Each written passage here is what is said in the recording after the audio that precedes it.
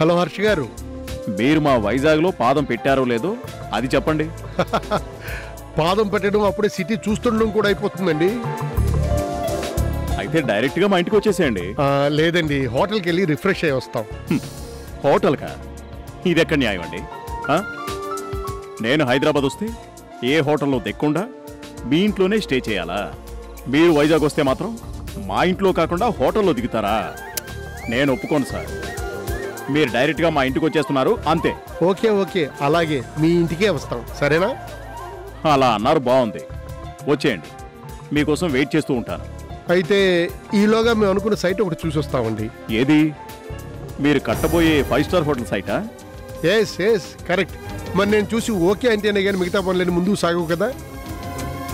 అందుకే నాకు దొరికి నీ కొంచెం టైంని ఇలా యూటిలైజ్ చేసుకుంటున్నాను. వైజాగ్లో దిగారో లేదో అప్పుడే బిజినెస్ పనులు మొదలు పెట్టేశారన్నమాట. సర్లేండి, ఆ పని చూసుకుని వచ్చేసేయండి. అలాగే, థ్యాంక్ యూ. హర్ష గారు వాళ్ళ ఇంట్లో దిగితే గానీ ఒప్పుకోనంటున్నారు. చాలా మంచి మనిషి. అవునండి, ఆయనకు మీ పట్ల ఎంత అభిమానం లేకపోతే వాళ్ళ అమ్మాయిని మన ఇంటి కోడలుగా ఒప్పుకుంటారు? అసలు హర్ష గారి మీద మీకెంత నమ్మకం లేకపోతే బిజినెస్ విషయాలు తెలుసుకోవడం కోసం మన అబ్బాయిని ఇక్కడికి పంపిస్తారు చెప్పండి? నీ కొడుకేం తక్కువ వాడా? హర్ష గారి దగ్గర బిజినెస్ ట్రిక్స్ తో పాటు వాళ్ళ అమ్మాయిని కూడా లాగేశాడు. ఇదిగో మన ఇంటి కోడలుగా తీసుకొస్తున్నాడు.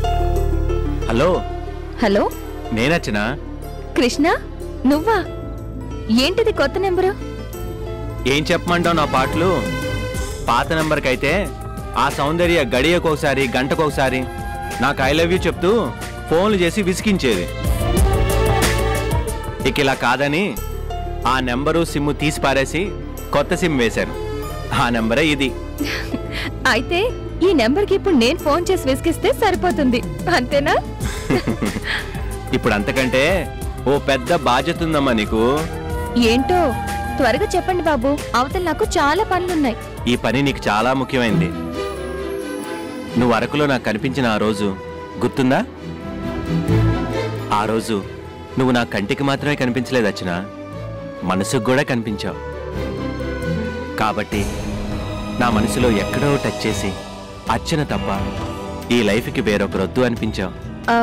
ఇప్పుడు మళ్ళీ అలా నీకు ఇంకోసారి కనిపించాలా? నాకు కాదు, నిన్ను చూడ్డానికి వస్తున్నా మా అమ్మా నాన్నలే కనిపించు. నాకెందుకో భయంగా ఉంది కృష్ణ. నువ్వు ఇంకే డౌట్ పెట్టుకోవద్దు. ఎందుకో నా 6th సెన్స్ చెప్తుంది మా ఇంటి కోడలివి నువ్వేనని. ఆ మాట విన్నప్పుడు నాకెక్కడ లేని ధైర్యం వస్తుంది కృష్ణ. మీ నాన్నగారు నన్ను ఈజీగా యాక్సెప్ట్ చేస్తారు అన్నంత ధీమా వస్తుంది. అదే ధైర్యంతో అలాగే ఉండు, సరేనా? Bye bye.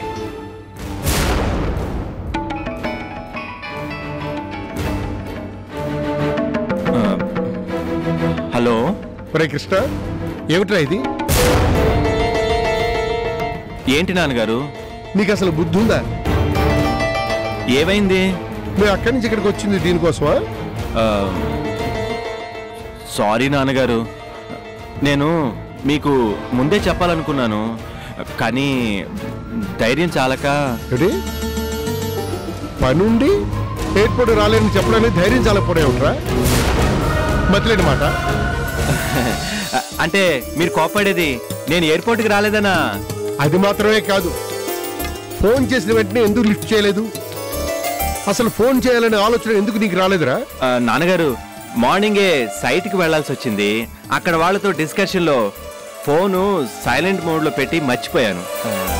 సారీ నాన్నగారు. పనిలో బిజీగా ఉండడం పొరపాటు కాదురా, కానీ నువ్వు బిజీగా ఉన్నట్టు నీకోసం ఎదురు చూసే వాళ్ళకి తెలియజేయకపోవడమే పొరపాటు. సారీ నాన్నగారు. సరే సరే, నీ పని అయిన తర్వాత హర్ష గారి ఇంటికి వచ్చాయి, అక్కడే ఉంటాం మేము. ఇదిగో మీ అమ్మతో మాట్లాడు. హలో, ఎక్కడున్నావు నాన్న? ఊరికి చాలా దూరంలో ఉన్నానమ్మా. అలాగే అలాగే ఉంటానమ్మా. అలాగే నాన్న. ఏమిటండి యూనిఫామ్ వేసుకున్నారు? రోజు వేసుకుంటున్న యూనిఫామే కదా, ఏదో కొత్తగా వేసుకుంటున్నట్టు అడుగుతావేంటి? రోజు సంగతి వేరు, ఈవేళ సంగతి వేరు. ఇవాళ ఏమొచ్చింది? ఏమీ తెలియనట్టు మాట్లాడతారేమిటండి? ఈవేళ అర్చన చూడ్డానికి కృష్ణ అమ్మా నాన్న వస్తున్నారు కదండి. రాని ఓ వాళ్ళ ముందు నేను ఈ డ్రైవర్ యూనిఫామ్ వేసుకుంటే నీకేమైనా నామోషియా? నాకు నామోషి అని కాదండి, కన్న కూతురుకు మొదటిసారిగా చూసిన పెళ్లి సంబంధంలో ఏమన్నా తేడాలు వస్తాయేమోనని. ఏ తేడాలు రావు, వచ్చినా పర్వాలేదు.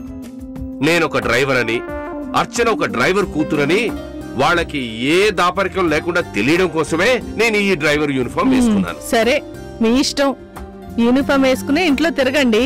యూనిఫామ్ వేసుకున్నది ఇంట్లో తిరగడానికా? మరి? పిచ్చి మోవా, డ్యూటీకి వెళ్తున్నాను. ఆ? అంటే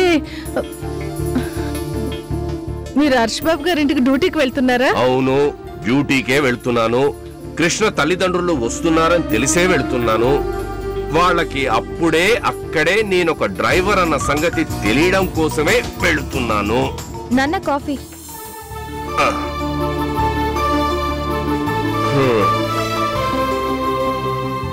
అమ్మా అర్చన, కృష్ణ తల్లిదండ్రులకి నేనొక డ్రైవర్ అని తెలిస్తే? నా తండ్రి ఎవరికైనా డ్రైవర్ గా తెలుస్తున్నాడా, డాక్టర్ అని తెలుస్తున్నాడా అనేది నాకు ముఖ్యం కాదు నాన్న. ఒక మంచి వ్యక్తిగా తెలుస్తున్నాడా అనేది నాకు ముఖ్యం. శబాష్, నా కూతురికి ఎలాంటి భేషజాలు లేవని నాకు తెలుసు. నా కూతురు దేన్ని గౌరవిస్తుందో దేన్ని అగౌరవిస్తుందో నాకు బాగా తెలుసు. మరి వెళ్ళరానా?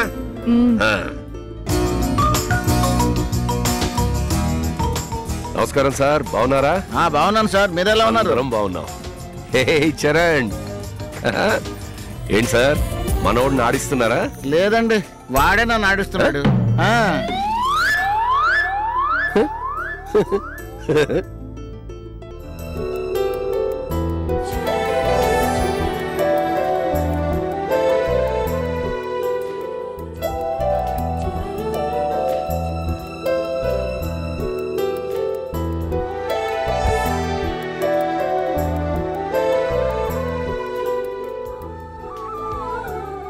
ఏమండి, ఈయనే అన్నపూర్ణ గ్రూప్ ఆఫ్ కంపెనీస్ అధినేత హరిప్రసాద్ గారు. నమస్తే సార్. నమస్కారం. ఈయనే సార్ మీడియేటర్ రామరాజు గారు. ఓ, 2-3 కుటుంబాలకు సంబంధించిన ఈ స్థలాన్ని ఈయనే డీల్ చేస్తున్నారు.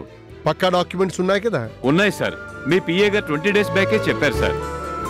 ఈ ప్లేస్ కి సంబంధించిన వాళ్ళతో ఆల్రెడీ మాట్లాడేశాను సార్.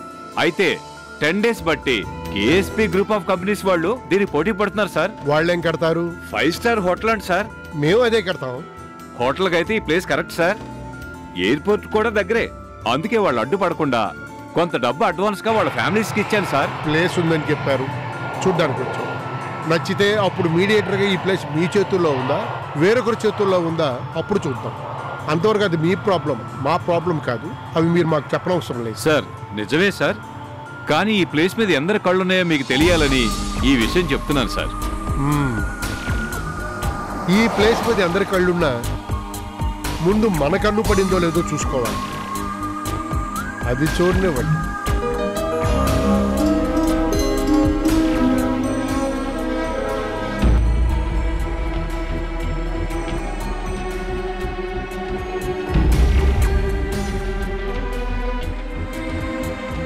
సార్, ఈ ప్లేస్ కి పక్కా వాస్తు ఉంది సార్. వాస్తు సంగతి తర్వాత ముందు చుట్టూ ఉన్న పరిస్థితులు బాగుండాలి కదా. బాగున్నాయి కదా సార్. ఏం బాగున్నాయి?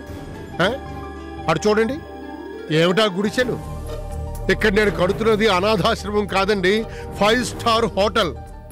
లగ్జరీ లైఫ్ అనుభవించే వాళ్ళందరూ నా హోటల్కి వస్తారు. అక్కడ గుడిసెలు వెక్కిరిస్తున్నట్టుగా ఉంటే నా హోటల్కి ఎవరు వస్తారండి? నేనే కాదు, ఇక్కడ ఎవ్వరూ హోటల్ కట్టలేరు. ఆ స్థలాలకు వాళ్ళు పట్టాలు తీసుకున్నారండి.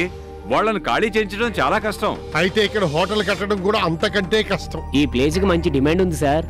ఫ్యూచర్ లో ఇంకా బాగుంటుంది.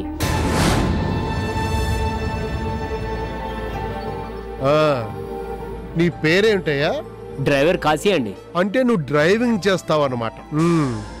మరి ప్లేస్లు, రేట్లు, ఫ్యూచర్లు అని చెప్తున్నాయేంటి? అంటే మీలాగే స్థలాలు, భూములు చూసే వాళ్ళతో వస్తూ ఉంటాను సార్. ట్యాక్సీ కడుతుంటాను కదా సార్. వాళ్ళు చెప్పిన విని మీకు చెప్తున్నాను సార్. ఎవరో చెప్పిన 4 ఎంగిలి ముక్కలు పట్టుకుని నాకు చెప్పేస్తున్నావు అనమాట.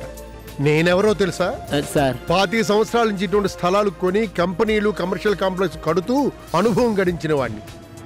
ఏ ప్లేస్ ఎందుకు ఫ్యూచర్లో డెవలప్ అవుతుందో చెప్పగల అనుభవం నాకుంది. నా అనుభవం గొప్పదా, నీ అనుభవం గొప్పదా? నాకు సలహా ఇస్తున్నావు? సారీ సార్, తప్పైపోయింది. సలహా అన్నది అడిగితేనే ఇవ్వాలి, లేకపోతే నీ ఉద్యోగం ఊడి నీ లైఫ్ స్పాయిల్ అవుతుంది. అప్పుడు అడ్డమైన సలహాల కోసం నువ్వు తిరగాల్సి వస్తుంది. తెలిసిందా? జాగ్రత్త. సార్, ఈ ప్లేస్ గురించి ఏం డిసైడ్ చేశారు? ముందస్తుగా ఏది డిసైడ్ చేయడం. ముందు ఆ గుడిసెలు తీయించండి, తర్వాత డిసైడ్ చేస్తాను. సార్, ఈ ప్లేస్ మీకు నచ్చుతుందని నా సొంత సొమ్ము ఇన్వెస్ట్ చేశాను సార్. నువ్వెవడవయ్యా డిసైడ్ చేయడానికి? ప్లేస్ చూపించే వరకే నీ బాధ్యత, తర్వాత నా ఇష్టం. చూడు, నీ లిమిట్స్ ఏమిటో నీకు తెలియకపోతే వేరే మీడియేటర్ పెట్టుకుంటాను. అర్థమైందా? సార్, అంత మాట అనకండి సార్. పిల్లలు గలవాడిని, అన్యాయం అయిపోతాను. సార్, ఇంకో చోటు చూపిస్తాను. మరొకళ్ళ దగ్గరికి వెళ్ళకండి సార్. సర్లేండి, నువ్వే చూడని చెప్పండి. పాపం ఏదో కొడుక్కి సంబంధం మాట్లాడడానికని వచ్చి మధ్యలో ఈ పనులు చూస్తూ ఒకరిని బాధపెట్టడం ఎందుకు చెప్పండి? సరే, ఇంకో సైట్ చూసి ఫోన్ చేయండి. అలాగే సార్.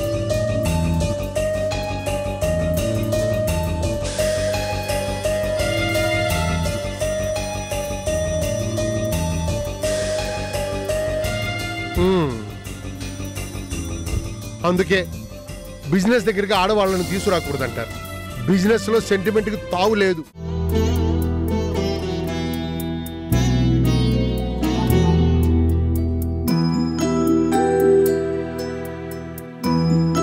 అమ్మా, నాకెందుకో భయంగా ఉందమ్మా.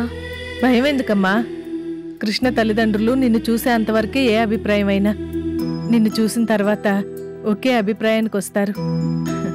నిన్ను కాదని ఎవరనుకుంటారా? అయినా నువ్వు నా కన్న తల్లివి, నువ్వు ఇలాగే అంటావమ్మా. ఒక్క పెళ్లి చూపులేనా, ఇంకా ఎన్నో అడ్డంకులు ఉంటాయి కదమ్మా. వాళ్ళు మన ఇంటికి పెళ్లి చూపులకు వచ్చారు అంటేనే చాలా అడ్డంకులు దాటాయని అర్థమమ్మా. మనమేమిటో మన పరిస్థితులేమిటో తెలుసుకోకుండా వాళ్ళు పెళ్లి చూపులకు రారుగా. ఇక వచ్చిన తర్వాత నిన్ను చూసిన ఏ అత్తగారు నిన్ను కాదనుకోదు. ఆ నమ్మకం నాకుంది. సార్, అయ్యగారు. ఎవరిని కోటి?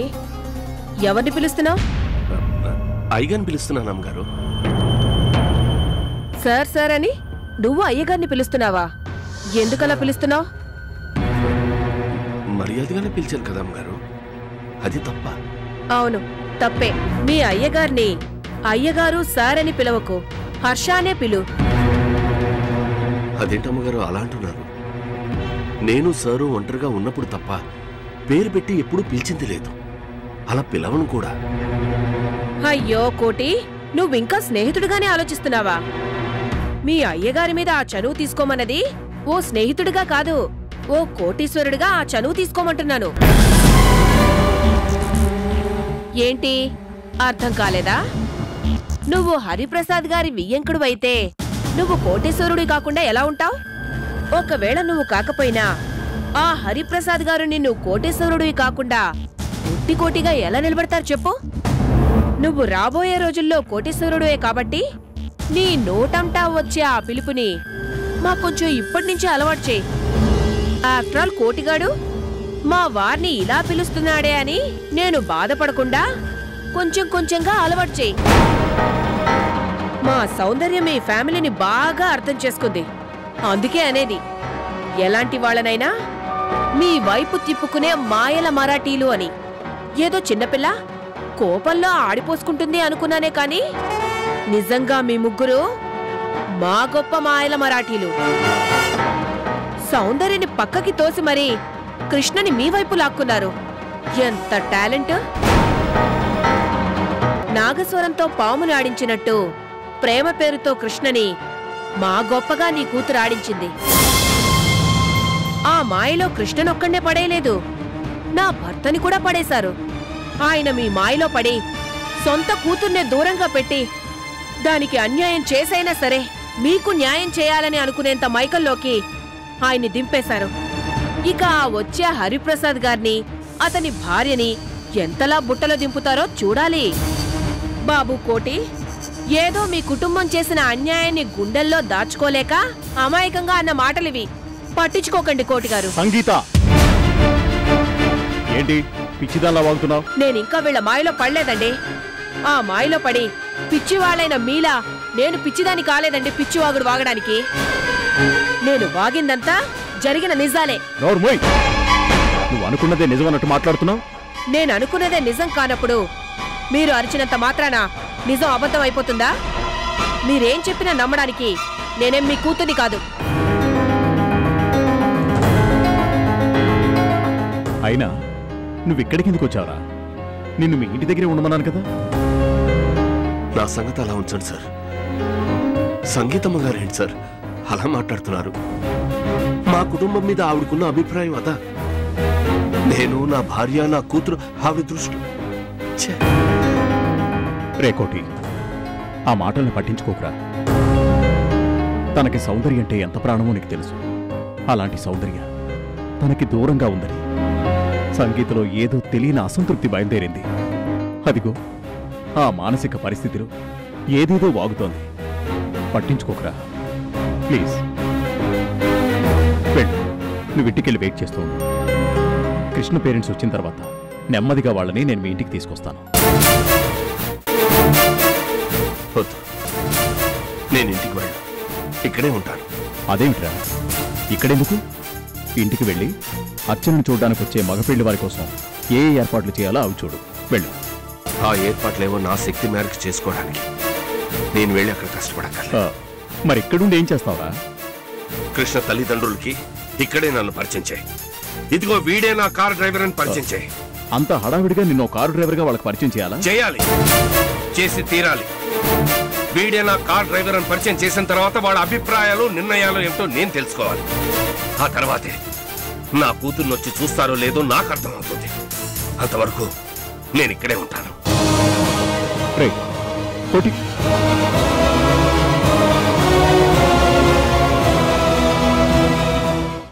ఏమిటి, తల్లి కూతుళ్ళు మాటలోనే ఉండిపోయారా? పనులేమన్నా చేస్తున్నారా? మళ్ళీ పెళ్లి చూపులకి వాళ్ళు వచ్చిన తర్వాత మనం ఏ పనులు చేసుకోలేము. చేసుకున్నా బాగుండదు కూడా. ఒక్కొక్క పని చేసుకొస్తున్నాలే పిన్ని. మీరేమిటి ఇన్ని పువ్వులు తీసుకొచ్చారు? అన్ని దీంతల్లోకే. బాబోయ్, నాకు అన్ని పూలు వద్దామమ్మా, నేను పెట్టుకోను. అబ్బా, మీ తల్లి కూతుళ్ళకి ఒకటే కంగారు. ఇందులో కొంతే మా మనవరాలి తల్లోకి, మిగిలిందంతా ఆ దేవుడి పటాలకు పెట్టండి. ఇప్పుడు ఆయన అనుగ్రహం లేకపోతే ఏ కథ నడవదు. ఇదిగో మనవరాలా, ఆ తర్వాత అమ్మ మీద, అమ్మమ్మ మీద అరవకుండా నీకెన్ని పువ్వులు కావాలో అన్నీ పక్కన పెట్టుకుని మిగతావి మనస్ఫూర్తిగా ఆ భగవంతుడికి పెట్టు. పనులన్నీ సజావుగా సాగుతాయి.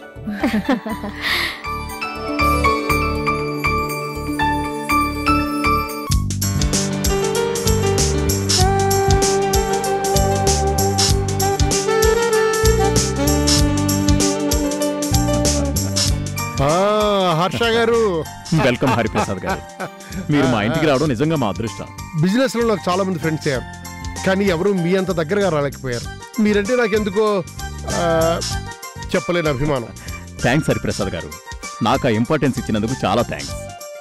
అన్నయ్య గారు బాగున్నారా? బాగున్నానమ్మా, రండమ్మా. హరిప్రసాద్ గారు, కోటి అని. అన్నయ్య గారు, అన్నయ్య గారు బాగున్నారా? బాగున్నానమ్మా సంగీత. మొత్తం మీద మీ ఆయన గారు మమ్మల్ని మీ ఇంటికి రప్పించారు.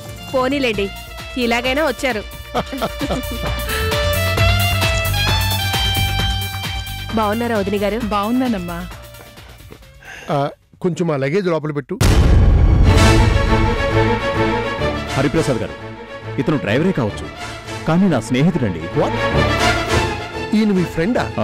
అవును అవును. దేవుడెక్కడా? రే దేవుడు. పని మీద బయటకెళ్ళాడండి. లక్ష్మమ్మ? అది కూడా బయటకెళ్ళింది. ఇద్దరు ఒకే పనికి తగలడాలా? నన్నేం చేయమంటారు? ఎందుకమ్మా, నేనున్నానుగా, నేను లగేజ్ తీసుకొస్తా. రే కోటి. పర్లేదు సార్, తమరు లోపలికి వెళ్ళండి. రండి.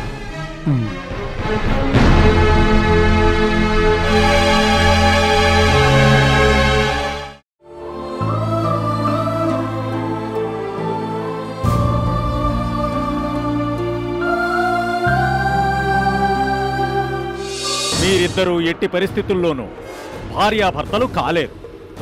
అది మీ చేతిరేఖలు చెప్తున్న సత్యం.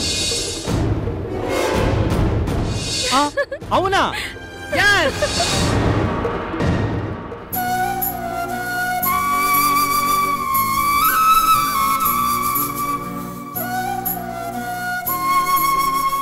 తండ్రి, ఎన్ని అవాంతరాలు ఎదురైనా నాకు కృష్ణకి పెళ్ళయ్యేటట్టు చూడు స్వామి.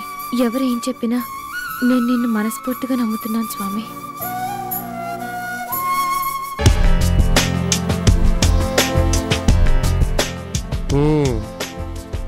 బాగా కట్టారండి. రండి.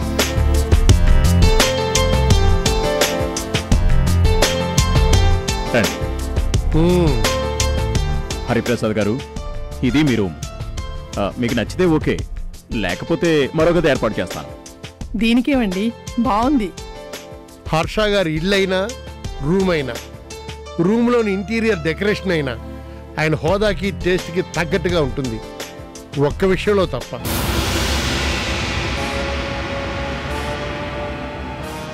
వచ్చి రావడంతో హర్ష గారు ఒక డ్రైవర్ని తన ఫ్రెండ్ని పరిచయం చేయడంతో ఆయన టేస్టు కనబడలేదు.